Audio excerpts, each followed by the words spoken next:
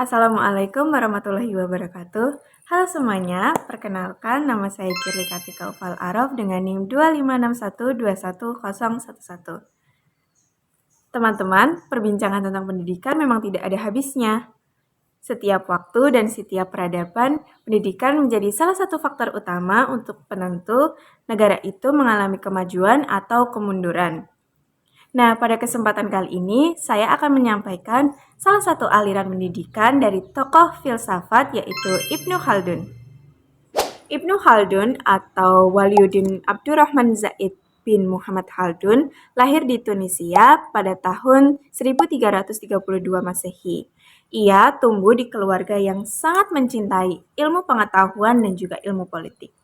Sepanjang hidupnya, beliau mempelajari ilmu Al-Quran, ilmu fikih, matematika, fisika, hingga filsafat. Salah satu karya monumentalnya yang membuat namanya harum hingga saat ini adalah Muqaddimah. Disinilah pemikirannya dirumuskan. Nah, teman-teman, kira-kira apa sih yang membuat pemikiran Ibnu Khaldun ini unik? Beliau memiliki corak filsafat rasionalistik sofistik.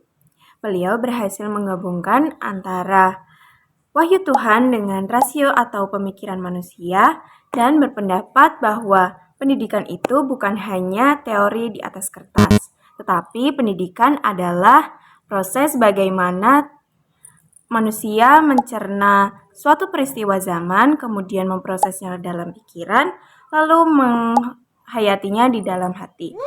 Dengan tujuan memberikan ilmu dan keterampilan yang nyata agar manusia bisa memajukan kebudayaan dan menjalani kehidupan yang berkualitas.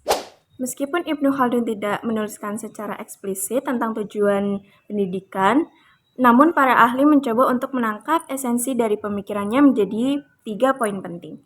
Yang pertama, pendidikan itu harus mempersiapkan individunya dari segi keagamaan dan juga akhlak. Al-Quran harus ditanamkan sejak dini untuk dijadikan sebagai pedoman hidup. Yang kedua, pendidikan itu harus mempersiapkan individunya untuk dunia kerja maupun sosial. Ibnu Khaldun paham betul bahwa setiap individu butuh keterampilan yang nyata dan juga profesional dalam mencari rezeki sesuai dengan tuntutan zaman. Dan yang terakhir, pendidikan itu harus mempersiapkan individunya untuk mempunyai pola pikir yang bagus. Bagaimana interaksi antar guru dan siswa menurut Ibnu Khaldun? Di sini, aspek humanis sangat terlihat. Ibnu Khaldun menegaskan bahwa guru harus bersikap lembut, penuh kasih sayang, dan juga tegas tetapi tidak kasar. Karena ketika mendidik dengan kekerasan, maka bisa saja merusak mental anak, menjadikan ia mudah berdusta, malas, serta hilang kreativitasnya. Guru harus menjadi teladan yang baik.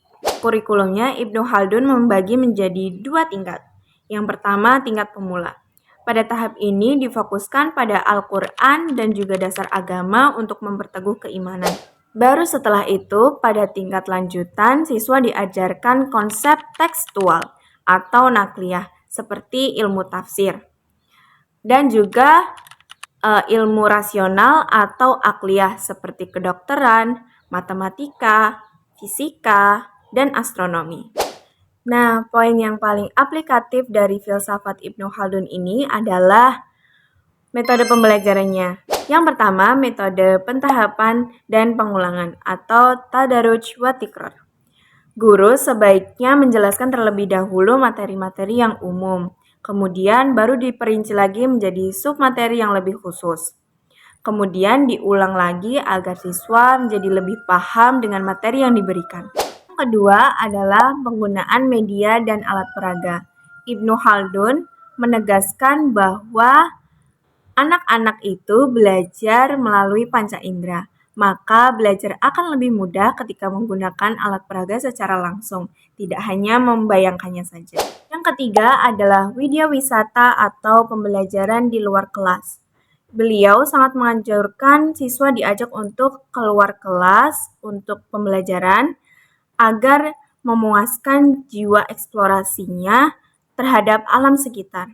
Dan yang keempat, dan tidak kalah penting adalah jangan menggabungkan dua materi yang berbeda di satu waktu.